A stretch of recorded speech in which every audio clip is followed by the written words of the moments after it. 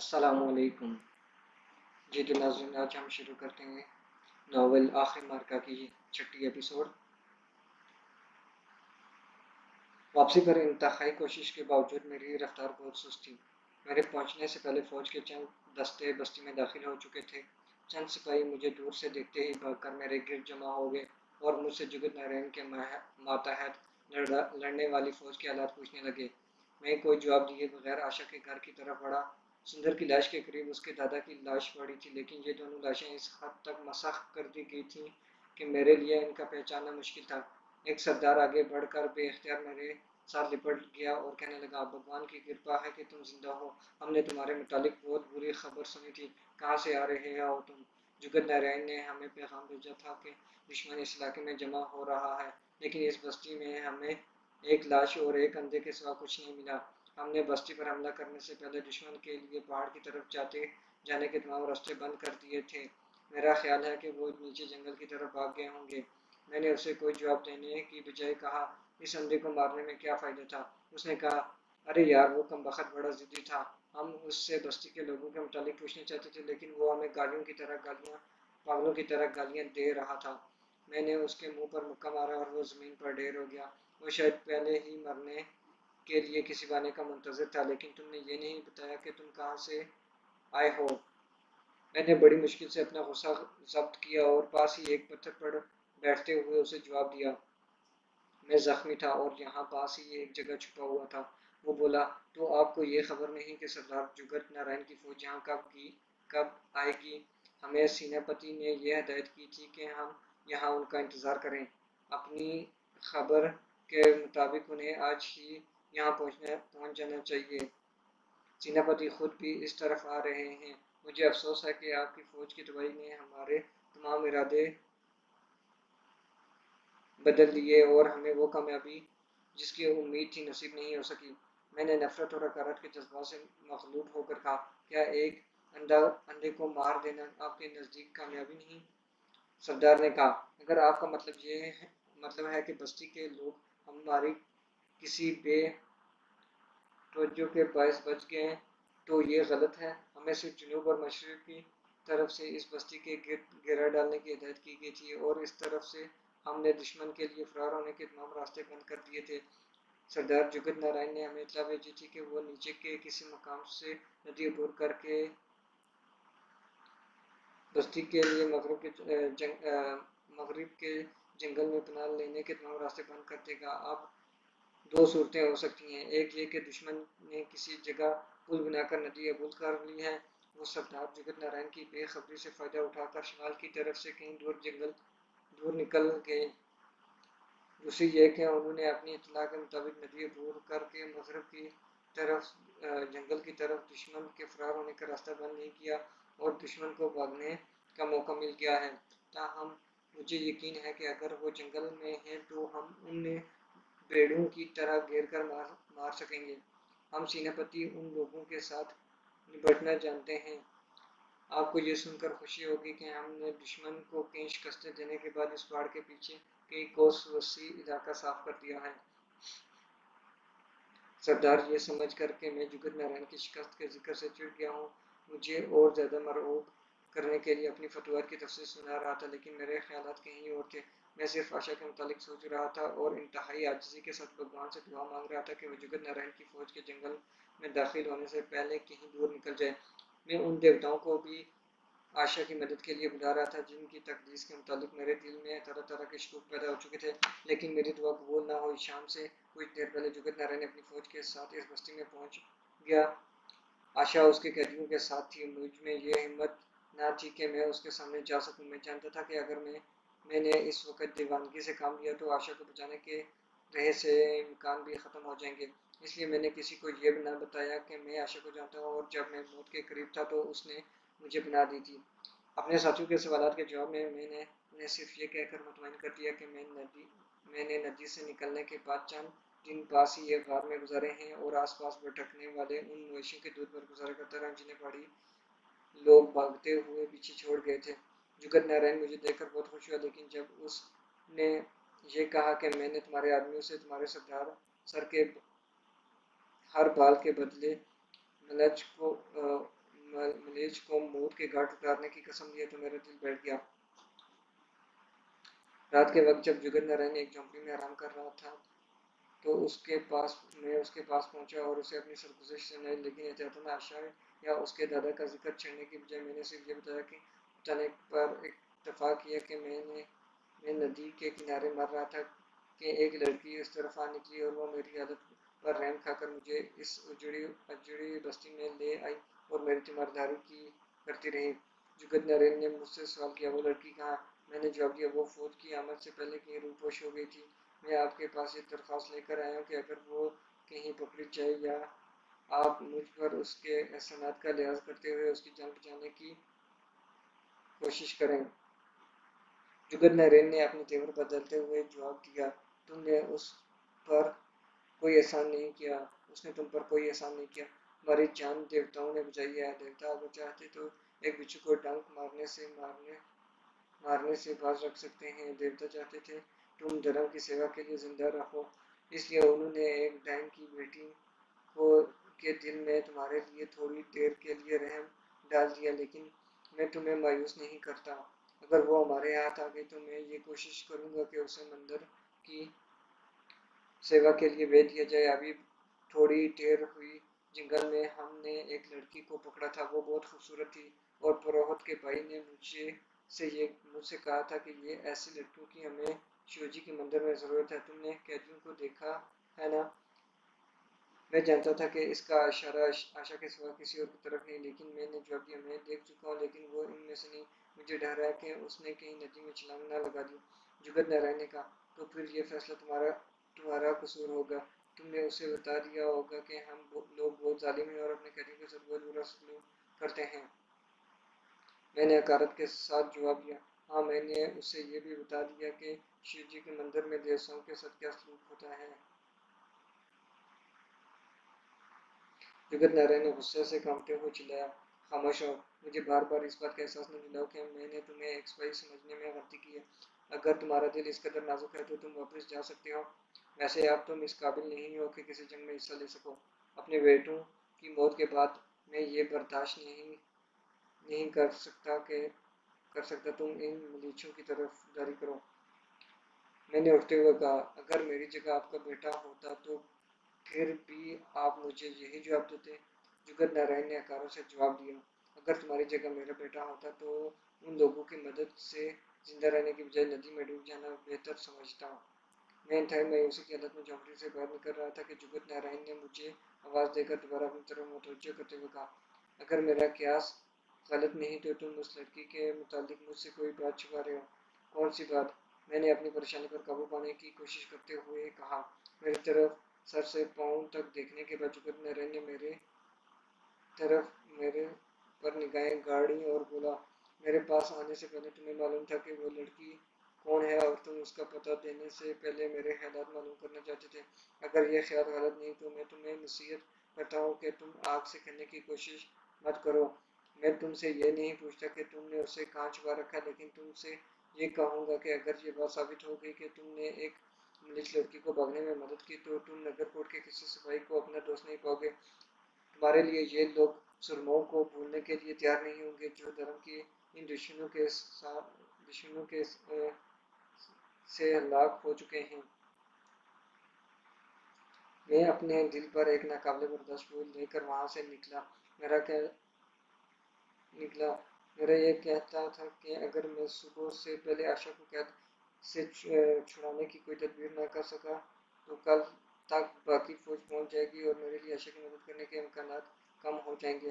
ہر لحظہ میری پریشانی میں اضافہ ہو رہا تھا۔ آسمان پر بادل گرج رہے تھے۔ میں اس جھونپڑی کی طرف بڑھا جہاں قیدیوں کو جمع کیا گیا تھا۔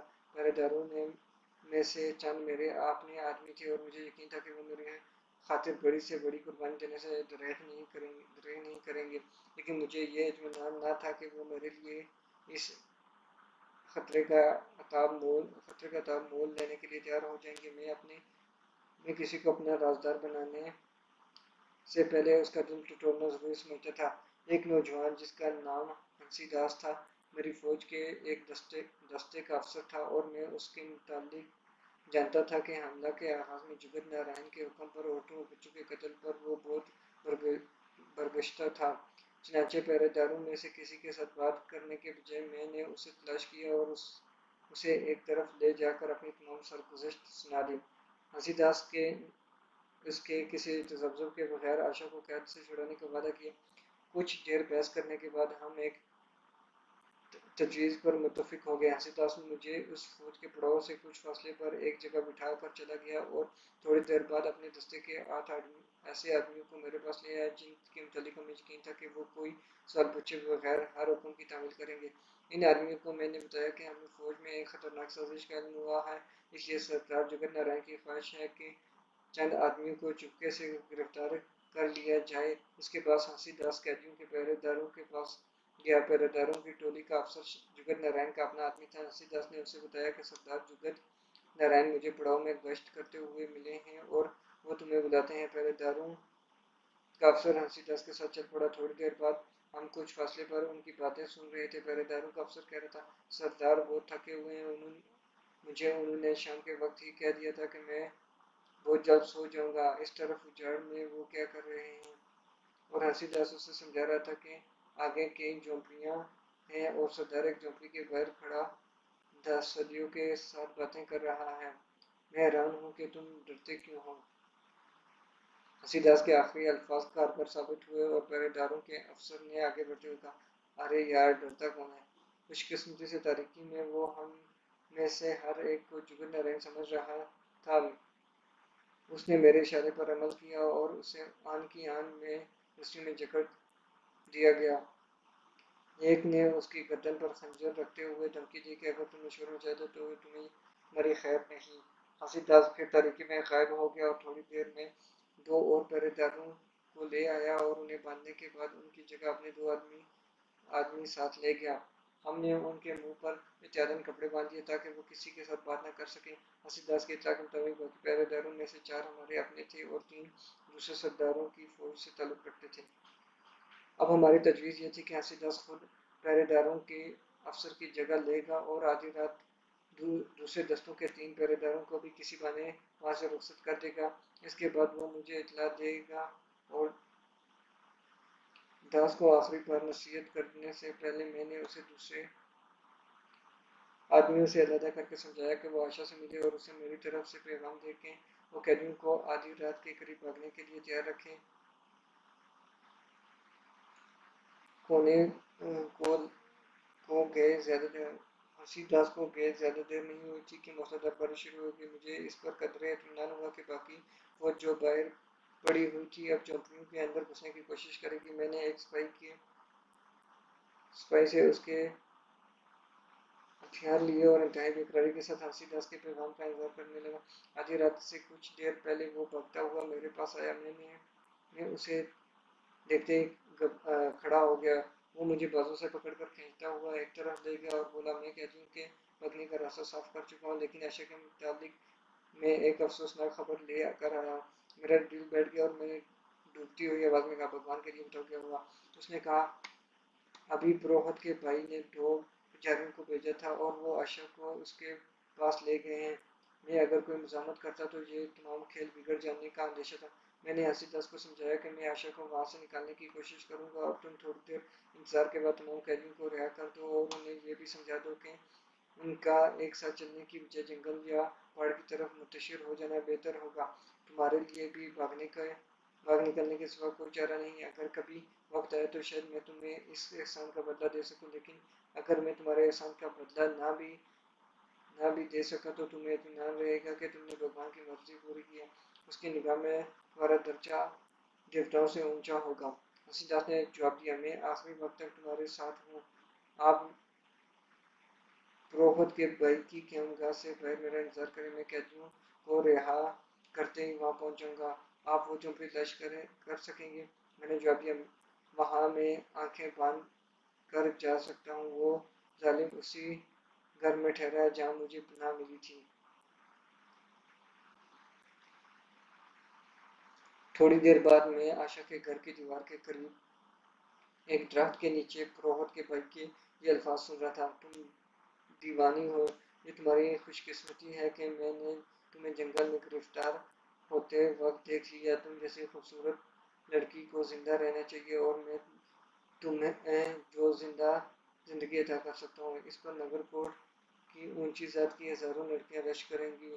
तुम इस जंगल से निकल कर मंदिर की सैर करोगी जो राजू के महलों से ज्यादा आलीशान है और जिसके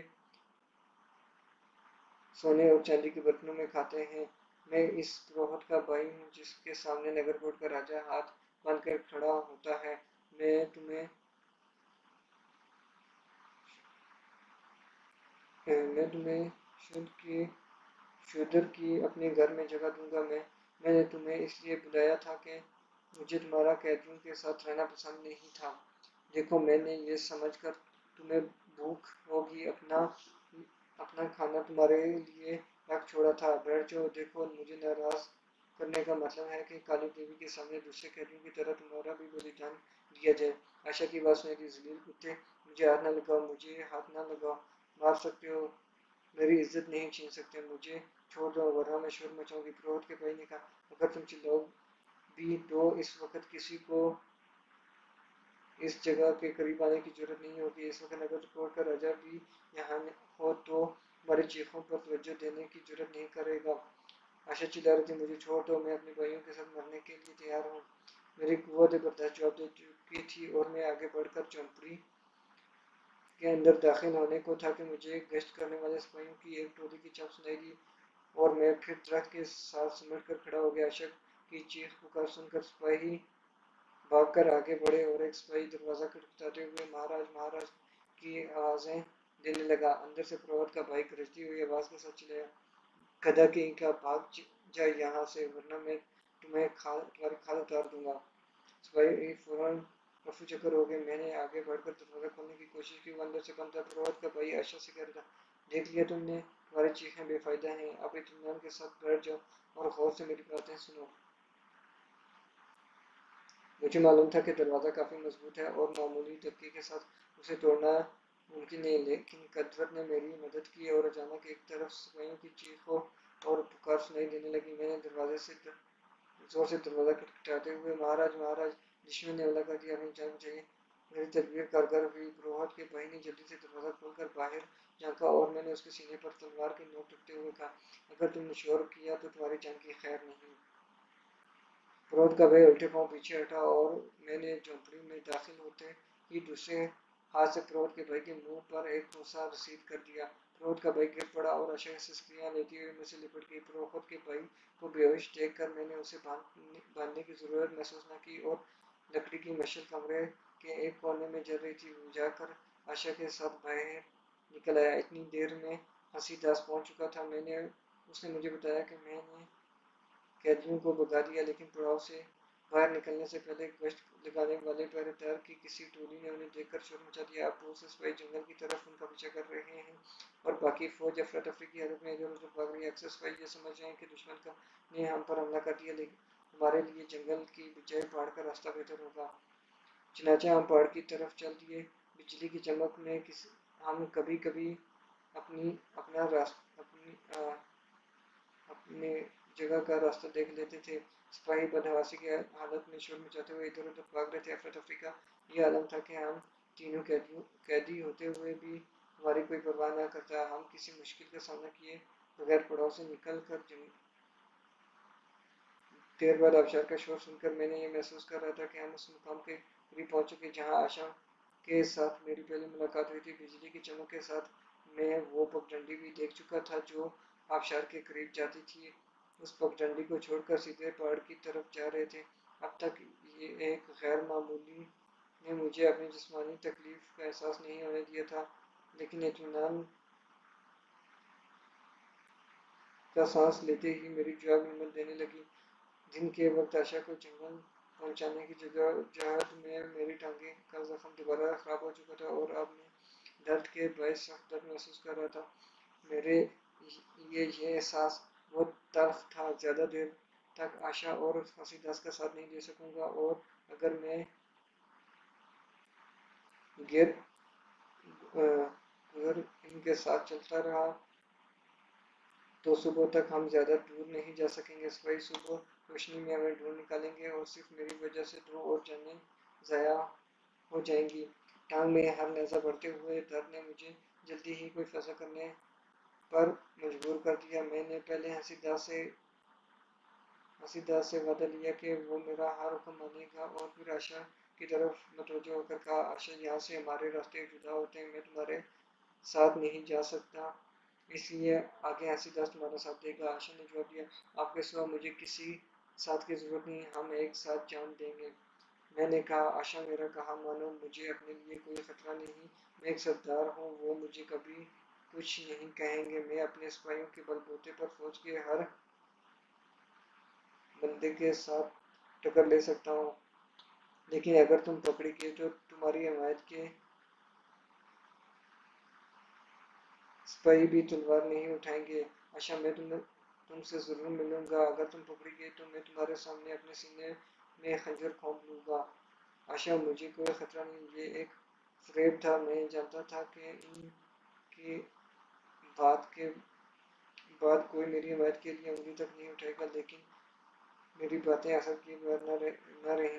اس نے سسکیاں لیتے ہوئے کہا، مجھے آپ کا حکم ماننے سے انکار نہیں کرنا چاہیے، لیکن یاد رکھیں، مجھے آپ کے بغیر زندگی کی ایک لمحے کی بھی ضرورت نہیں۔ میں نے کہا، ہم بہت جلد ملیں گے، عائشہ جاؤ۔ وہ ہنسی داس کے ساتھ چل پڑی۔ بجلی کی چمک میں میں نے چند قدم دور اس کی آخری جھلک دیکھی اور پھر ایک پتھر پر بیٹھ گیا۔ تھوڑی دیر بعد بارش تھم گئی اور پچھلی رات کا چاند نمودار ہونے لگا۔ انتہائی بے بسی کے احساس کے ساتھ اپنے وڈو پیج سے بے نیاز کر دیا تھا، لیکن تھوڑی دیر سستانے کے بعد میں کیوں میرے دل میں اس چٹان کو دیکھنے کی خواہش پیدا ہوئی۔ جہاں کچھ دیر کے بعد میں نے اپنی دنیا سے نکل کر عائشہ کی دنیا میں پہنچ گیا، جہاں سے تنگ راستہ نیچے ندی کی طرف جاتا تھا۔ میں دوبارہ سانس لینے کے لیے چٹان پر بیٹھ گیا اور نیچے آبشار کا منظر دیکھنے لگا، لیکن اب اس منظر میں میرے لیے زیادہ جاذبیت نہ تھی۔ زندگی کے ساتھ میرا رشتہ ٹوٹ رہا تھا۔ میں پیٹھ کے بل آسمان کی طرف لیٹ کر آسمان کی طرف دیکھنے لگا۔ بادل چھٹ چکے تھے اور آسمان پر چاند اور کر میرے دل میں اس وقت یہ خیال آ رہا تھا کہ تھوڑی دیر قبل فضا میں تاریکی چھائی ہوئی تھی اور اب قدرت نے تاریک بادلوں کی جگہ چاند کی قندیلیں روشن کر دی ہیں، لیکن اس ملک پر صدیوں سے محیط تاریکی اور نامعلوم کب تک ان تاریکیوں میں گرے ہوئے انسانوں کی نگاہیں تلاش میں بھٹکتے رہیں گی۔ کیا اس سرزمین سے ان دیوتاؤں کا تجسم نہیں، جنہوں نے ایک انسان کے دل میں دوسرے کے لیے نفرت کا بیج بویا ہے؟ میں اپنا انجام کا تصور کرنے لگا۔ مجھے یقین تھا کہ صبح ہوتے ہی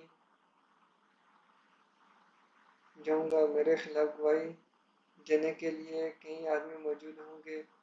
کرودھ کا بھائی ہوش میں آتے ہی جو چیخو پکار شروع کر دے گا، وہ نگر کو میرے خون کا پیاسا بنا دے گا، میرے اپنے آدمی مجھے پاگل سمجھیں گے، مجھے قتل کرنے کے بجائے وہ زندہ پکڑنے کی کوشش کریں گے اور اس کالی دیوی کے سامنے میرا بلیدان دیا جائے گا، میرا خون کالی دیوی کی بین چڑھ رہا ہوگا اور لوگ کالی دیوی کی جے کے نعرے لگا رہے ہوں گے۔ میں نے سوچا، اگر موت ہی میرے مقدر میں ہے تو میں کالی دیوی کے مندر پہنچنے کا انتظار کیوں کروں؟ میں اس کے غلیظ پاؤں میں جان دینے کے بجائے آبشار میں کیوں نہ کود جاؤں؟ میں اس وقت کے لیے کیوں زندہ رہوں جس کا خیال میرے لیے موت سے زیادہ بھیانک ہوگا؟ میں اٹھ کر ایسی جگہ کھڑا ہو گیا جہاں سے ایک قدم آگے بڑھ کر میں محب کھرٹ کی گہرائی میں پہنچ سکتا تھا، یہ جس میں چند دن قبل میرے لیے سب کچھ تھا، اب بے حقیقت بن چکی تھی۔ لیکن ایک تصور ایسا بھی تھا جس نے ابھی تک میرا دامن پکڑ رکھا تھا۔ میرے دل کی دھڑکنیں آشا آشا پکار رہی تھی۔ میں نے کانپتے ہوئے آنکھیں بند کر لیں اور ایک پاؤں سے پتھر کا کنارہ ٹٹولنے لگا، لیکن اچانک پیچھے سے آواز آئی اور اس نے میرے ہاتھ پاؤں زندگی کی ان زنجیروں میں جکڑ دیے جنہیں میں قریباً توڑ چکا تھا۔ یہ عائشہ کی آواز تھی۔ وہ میرا نام پکارتی ہوئی آگے بڑھی اور میرا بازو پکڑ کر پیچھے کھینچنے لگی۔ میں نے سسکیاں لیتے ہوئے کہا، آپ اس کھڈ میں کود کر دوسرے کنارے پہنچنا چاہتے تھے، آپ کو اس کی گہرائی کا علم نہیں، اس جگہ تو اگر درخت بھی گر جائے تو آبشار کا پانی اسے بھی ٹکڑے ٹکڑے کر دے گا۔ आशा तुम वापस क्यों आई? मैंने अपनी हैरानी पर काबू पाने की कोशिश करते हुए पूछा। वो बोली, दसदियो, तुम्हें ये कैसे यकीन हो गया कि मैं तुम्हें मौत के मुंह में छोड़कर चली जाऊंगी? मुझे झूठी तसल्ली देने की जरूरत न थी। मैं बोला, तुम्हें मुझ पर एतबार करना चाहिए था आशा। अब भी वक्त है कि तुम भाग जाओ। हंसीदास कहाँ है? आशा ने इत्मीनान के साथ कहा, हंसीदास अब दूर जा चुका है। मैंने कहा, मुझे उससे तवक्को न थी कि वह तुम्हें पीछे छोड़कर चला जाएगा। वो बोली, उसने मेरा साथ नहीं छोड़ा, बल्कि मैं खुद उसकी निगाहों से छुप कर आ गई हूँ। मैंने दर्द भरी आवाज़ में कहा, लेकिन क्यों? इस बेवकूफ़ ने तुम्हें कुछ कहा होगा कि मेरी ज़िंदगी खतरे में है। आशा ने जवाब दिया, उसे ये बताने की ज़रूरत न थी। वो रोहानसी हो के आंसू मुझे समझाने के लिए काफ़ी थे। मैंने निढाल सा होकर पत्थर पर बैठे हुए कहा, आशा, मैं मौत से नहीं डरता, लेकिन तुमने वापस आकर मेरे लिए मौत का तस्वुर बहुत भयानक बना दिया। अगर तुम थोड़ी देर और मुझे ना आवाज़ न देती तो मैं इस खड्ड में कूद गया होता। इसलिए नहीं कि मैं बचकर दूसरे किनारे पर पहुंच जाऊंगा, बल्कि इस यकीन के साथ कि उस लाश बीड़ियों के हाथ नहीं आएगी। आशा ने मेरे करीब बैठते हुए कहा, मुझे सिर्फ इस बात का डर है कि कहीं भगवान की मर्जी के खिलाफ जाने की कोशिश न करें। मैंने चिल्लाकर कहा, तुम्हारे ख्याल में मेरे भगवान की मर्जी यही है तुम्हें अपनी आंखों के सामने उन लोगों की कैद में जाता हुआ देखूं और फिर उनके सामने मेरा बलिदान दिया जाए? नहीं। वो बोली, आपका भगवान आपको जिंदा रखना चाहता है। अगर आपकी मौत आनी होती तो आप उस दिन नदी से बचकर ना निकलते। मेरे बाबा ने कहा था कि भगवान आपसे कोई काम लेना चाहता है। मैंने कहा, तुम पगली हो आयशा। अगर उन्होंने मुझे जिंदा रखा तो भी मेरे लिए नगरकोट के कैद खाने की बदतरीन कोठरी होगी। तुमसे दोबारा मिलने की उम्मीद पर मैं शायद बाकी उम्र वहाँ गुजारना भी गवारा कर लेता, लेकिन तुम्हारे साथ वो लोग जो सलूक करेंगे इसके तस्वुर का मुझे अपना गला घोंटने पर आमादा करता रहेगा। आशा ने जवाब दिया, वो मेरी जिंदगी में मुझे हाथ नहीं लगा सकेंगे, लेकिन आप मुझसे वादा करें कि आप खुदकुशी नहीं करेंगे। मैं अगर मर भी गई तो किसी और रूप में आकर आपको तलाश करूंगी। मैंने आशा को बहुत समझाया कि अब भी तुम्हारे लिए जान बचाने का मौका है, लेकिन वो मेरी लज्जाएं सुनने के लिए तैयार न थी। मशरिक से सुबह का सितारा नमूदार हो रहा था और मैं ये महसूस कर रहा था कि थोड़ी देर में फौज हमारी बाकायदा तलाश शुरू कर देगी। आशा ने अब मेरे लिए ज़िंदगी का साथ छोड़ना मुश्किल बना दिया था। मैं इसके लिए ज़िंदा रहना चाहता था और मेरी हालत इस शख्स से मुख्तलिफ न थी जो नदी आंधियों में चिराग जला रहा हो। कभी कभी मैं सोच रहा था कि फौज जंगल की तरफ चली जाएगी और कोई इस तरफ तवज्जो नहीं देगा, और कभी मैं अपने दिल को इस ख्याल से तसल्ली दे रहा था कि सेनापति इस बस्ती की तरफ आने की बजाय कोई और महाज मुतहब करेगा और फौज को अपने पास बुला लेगा। मैं इस किस्म की मोहूम उम्मीदों का सहारा लेकर उठा और आशा का हाथ अपने हाथ में लिए तंग रास्ते से नदी की तरफ उतरने लगा। आबशार के करीब वो जिसे मैंने जिसे